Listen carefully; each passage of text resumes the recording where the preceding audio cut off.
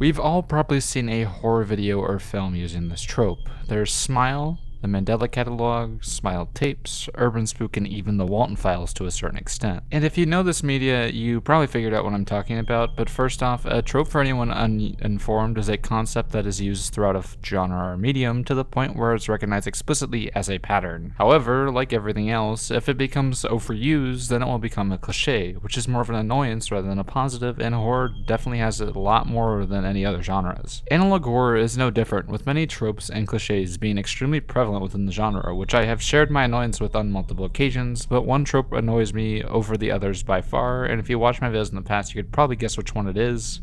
And that, of course, is the usage of distorted faces to trigger the uncanny valley. This may surprise you that this annoys me, as I've made a whole video on a branch of horror that uses tons of the uncanny valley and why it frightens me so much, but at this point, this particular branch of it just doesn't really work for me anymore. So what is the uncanny valley?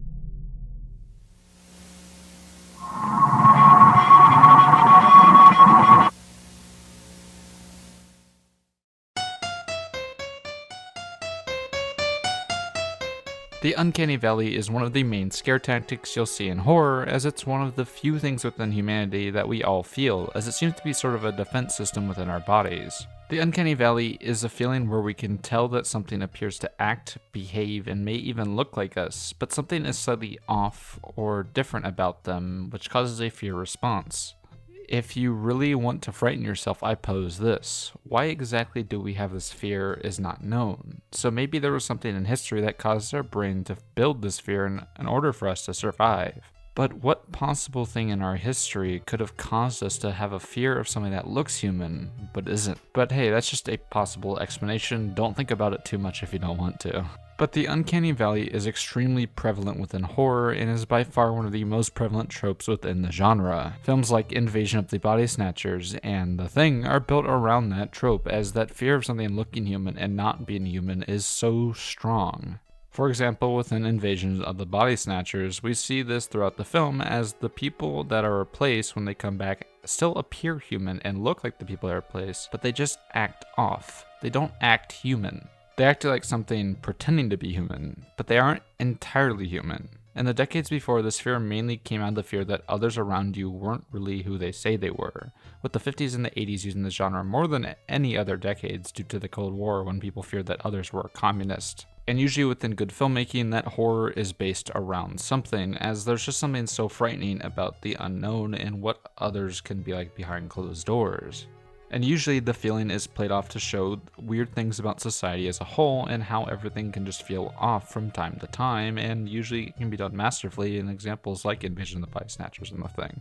But it's generally seen as a harder thing to pull off usually, because it's something that's really difficult to show, as it's really a hard feeling to describe in the first place. However, the modern context isn't really following with it, as one of the biggest uses of it recently has been through distorted human faces, especially within analog horror.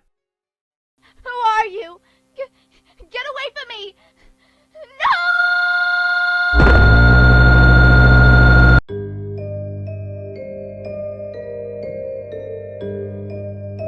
When I first found the original Mandela Catalog, I thought it was an intriguing concept, and honestly, this scare and overthrown actually somewhat got me the first time while watching. And in all honesty, when I saw that many more analog horror series were coming out due to the series' sudden popularity and similar stuff was coming out, I was somewhat excited to have another wave of horror YouTube blow up, but oh my god. I have seen the exact same scare type as the one in Overthrown hundreds of times now, with every single analog horror series using the stretched out face archetype to convey a scare, and it just isn't scary anymore. And it's not like I can exactly get mad at the Mandela Catalog for pioneering the scare, because at the time of its release it was somewhat original and different at the time.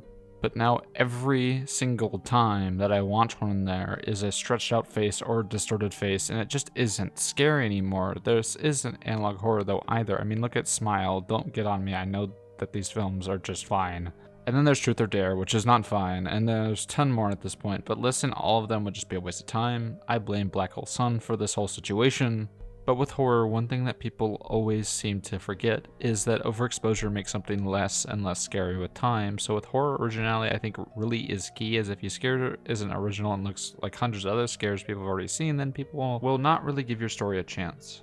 It really shows a lack of creativity when you show the same thing that everyone else is doing. This is why in my video on the Batman analog horror I went so deep onto the trope, because while on its own it doesn't really mean much, in the product as a whole, it really exemplifies the lack of creativity over anything else. For horror, creativity in the scare is the most important part, as horror is all build up to that. If your scare is unoriginal and unfrightening, then it just won't work. That's what I was going on about last week with the No Players Online ripoff, because it just is the same exact scare as No Players Online. It's not original, it's not creative, and it's just not scary. And almost every single one of these series or films overuse the hell out of it. It should just be slow enough that it sticks with you, but holding on it for so long just loosens the scare as you have more exposure to it. And as I stated earlier, the more exposure you have to the scare, the less frightening it is. And that's not to say that there are ways that are original and disturbing anymore. There of course is ways, and we'll get onto that later. But when you do the exact same scare and styles as the others, then it just isn't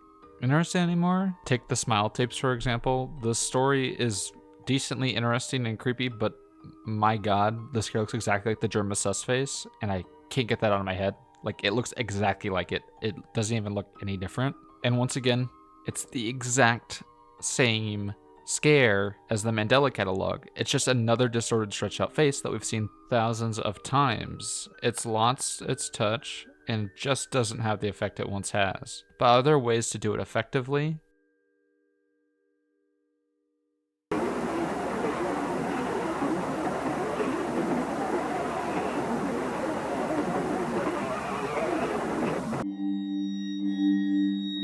Now, despite the title of this section, this is not a how-to video. If you really want to learn how to do your own creepy and effective scare, then honestly, practice makes perfect. So if you want to make your own scare with a distorted face, get working on it and create something new and interesting. I cannot reiterate enough that practice makes perfect. If you want to make something, make it. It really will make a difference. You just need to keep practicing and you will create something original and unique. It's all just practice. But this is more looking at past examples of ones that created a disturbing and creepy face originally without trying to replicate a scare that has already been done to death. Starting off with analog horror, which uses the trope much more often than any other horror medium by far. I would put the Bullet one as a creature design and distorted face done right. There's just something so off-putting about the design of the creature, as it's humanoid in appearance, speaks like a human being, but it just isn't. It's not a human. It's something else. This is something that appears human somewhat, but it isn't. It's just this weird amalgamation of human-like parts, but it speaks like a human, but it's just not. While it isn't the distorted smile that many others are using, I think that's precisely what makes this creature design interesting and different. It doesn't follow the cliches of the creature designs within the subgenre, but still follows the things that fall within the monster building and world building of the subgenre. It achieves the same effect. This is precisely what I mean by doing a scare that achieves the same effect as a distorted face, that being the uncanny valley through distortion, but making something out of it and original. Then there's the Walton Files, which, while many may be mixed in many regards to people due to its somewhat low production quality, which I really don't know what people expect. It's YouTube, not a multi-million-dollar production. Still does a good job at creating an original and disturbing facial distortion that achieves a similar effect by using its limitations to a great effect. See, due to its lower production quality, the faces that are shown, although they are portraying a human being, doesn't exactly look human. This is done to great effect, as it makes the video uncomfortable from the get-go, rather than the atmosphere needing to build up around the scare as much.